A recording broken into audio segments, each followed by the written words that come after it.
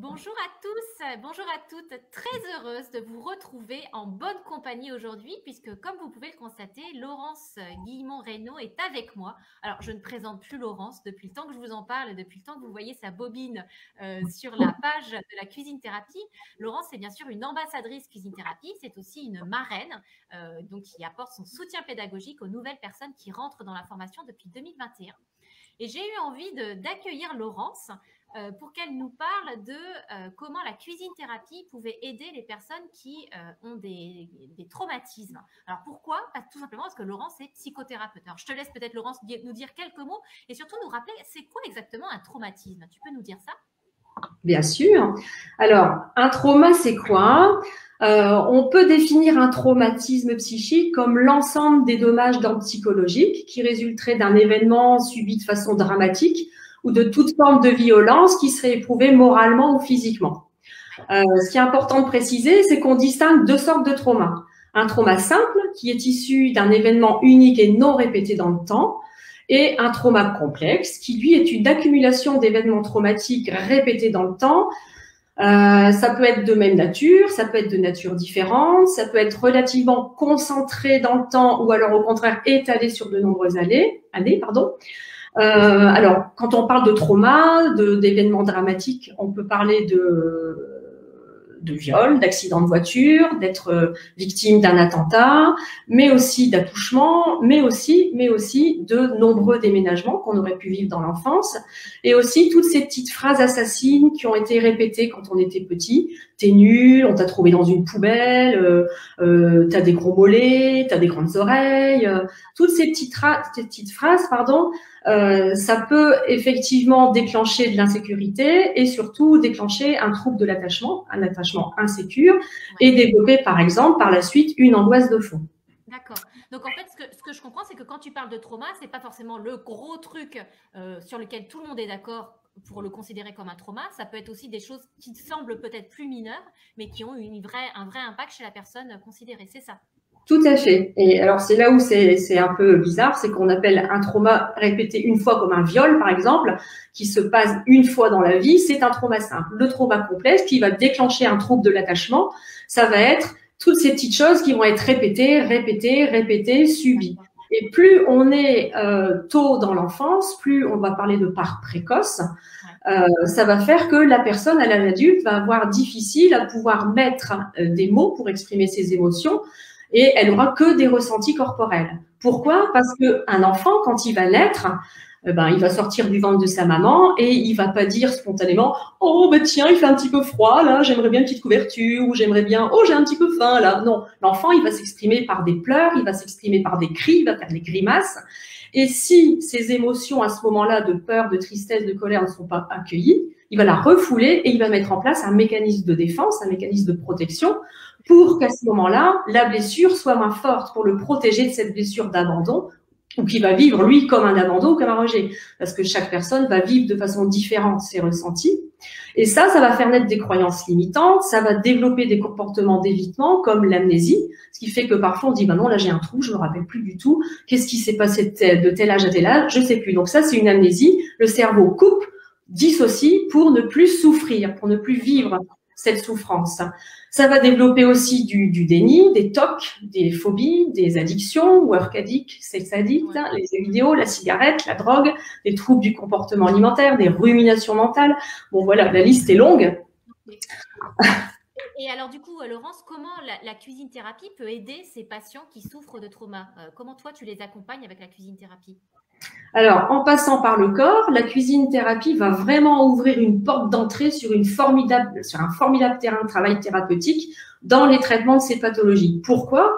Parce qu'en faisant appel à tous les sens, les yeux, les oreilles, le nez, le toucher, le goût, ça va vraiment permettre de travailler sur les troubles de l'intégration sensorielle qui n'ont pas été développés. Et ce qui va se vivre en atelier, ça va vraiment aider à développer des compétences qui vont permettre justement de ne pas être submergé au quotidien par tous ces déclencheurs qui pourraient refaire vivre des situations difficiles.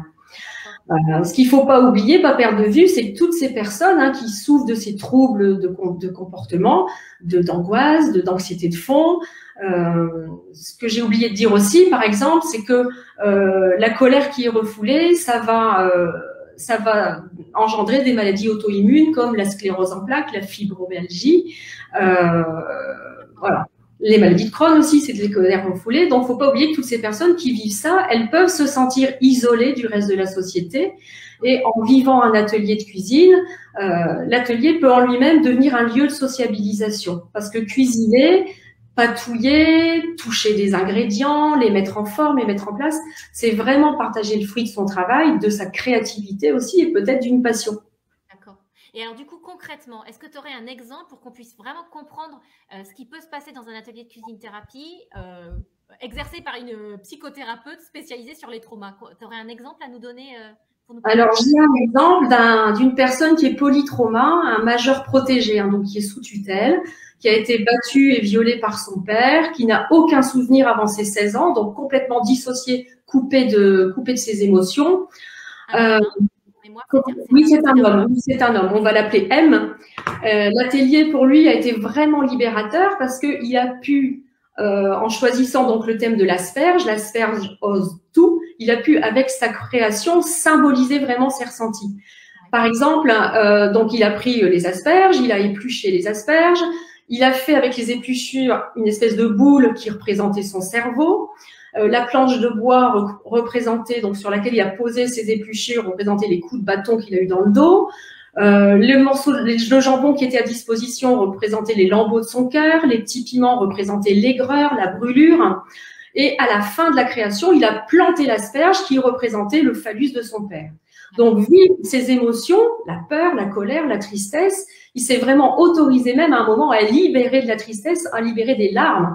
Il touchait son visage parce que pour lui, c'était nouveau de découvrir que des larmes sortaient de son corps. Autre chose que de la douleur sortait de son corps.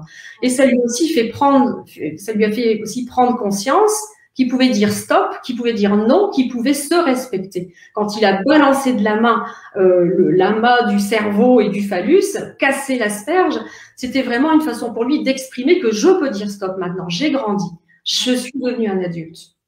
Et vraiment, c'est vraiment des ateliers qu'on vit de façon très touchante et parfois très émouvante et bouleversante, notamment dans ce cas-là. Et c'est ce que je dis tout le temps à mes patients quand on arrive en cuisine, quand on intègre la cuisine, c'est de décrocher son tablier qui est au vestiaire et d'y accrocher le mental et son cerveau. Ça va permettre donc, en présence, dans le lien, la bienveillance, l'écoute, le non-jugement, on va vraiment préserver la part intime de la personne. Et c'est par là que va s'ouvrir un apaisement des parties en conflit psychique. Ça va laisser place à l'expression, à la symbolisation, qui est vraiment le propre de la cuisine-thérapie, de l'art-thérapie. Et ça va vraiment redonner au patient sa capacité de reprendre sa vie en main et surtout de se réapproprier son histoire. Il va pouvoir, lui, mettre en place des choses dans son quotidien qui vont lui appartenir à lui, reprendre sa responsabilité, en fait. Ouais. C'est hyper puissant. En tout cas, c'est vrai que moi, je me souviens quand tu nous avais raconté ça, enfin cet exemple en particulier auprès des praticiens cuisine-thérapie, il y avait eu vraiment beaucoup d'émotions parce que c'est hyper tangible, quoi. On n'a pas de mal à imaginer l'homme qui touche tu nous avais fait ce geste-là, l'homme qui touche ses joues parce qu'il sent les larmes couler, voilà. Et ce, parce qu'il est passé par l'émotion grâce à la création culinaire. Donc, c'est super. Tout à fait. Super, Laurence. Pour travailler avec toi, donc je vais mettre tes coordonnées dans le chat pour que les personnes puissent te retrouver. Mais ce que je comprends, c'est que tu ne travailles pas qu'avec des personnes qui ont ce genre de lourds traumatismes. Ça peut aussi être des choses plus légères, entre guillemets, pas forcément moins difficiles à gérer, mais plus légères. Tu peux nous donner d'autres exemples, par exemple, dans ta pratique? Les ateliers sont vraiment ouverts à tout public, parce que tout le monde peut créer, tout le monde peut s'ouvrir, tout le monde peut s'élaborer autrement dans sa propre vie. Et c'est vrai que je peux recevoir des personnes qui souffrent, par exemple, de fibromyalgie, où on peut justement déposer sa colère et trouver des moyens avec les ingrédients de pouvoir voir la vie autrement et mettre en place des choses dans son quotidien. Donc oui, effectivement, des enfants aussi qui ont mis en place des rituels liés au confinement, la peur, l'angoisse, les troubles anxieux. Donc ces enfants peuvent s'amuser avec l'assiette et pouvoir mettre en image les rituels, dessiner, créer les monstres. Donc ça, c'est vraiment libérateur. C'est vraiment libérateur. La cuisine-thérapie est vraiment libératrice. Super, merci beaucoup Laurence. Est-ce que vous avez des questions à poser à Laurence? Je vois qu'il y a plein de personnes qui nous regardent un peu en douce. Est-ce qu'il y a des sujets que vous aimeriez ou des questions que vous aimeriez poser à Laurence tant que vous l'avez sous la main par rapport à, donc encore une fois, la cuisine thérapie et comment ça peut aider les personnes qui souffrent de traumatisme? N'hésitez pas. De toute façon, sinon, Laurence, je crois que tu es d'accord pour répondre aux questions qui te seront posées ultérieurement Bien dans le sûr, chat. avec Donc, plaisir. alors, moi, ce que je vous propose, c'est qu'on va tout simplement mettre les coordonnées de Laurence dans les commentaires et puis elle reviendra sur la page Facebook de la cuisine thérapie pour répondre aux questions que vous pourriez éventuellement vous poser. En tout cas, un grand merci, Laurence, d'avoir été présente. Vous avez donné ton éclairage très précieux en tant que psycho-praticienne avec cette expérience des personnes qui souffrent de trauma. Et puis, je vous dis à tous à très bientôt pour un nouveau live sur la cuisine thérapie. Au revoir. Au revoir à tous, merci.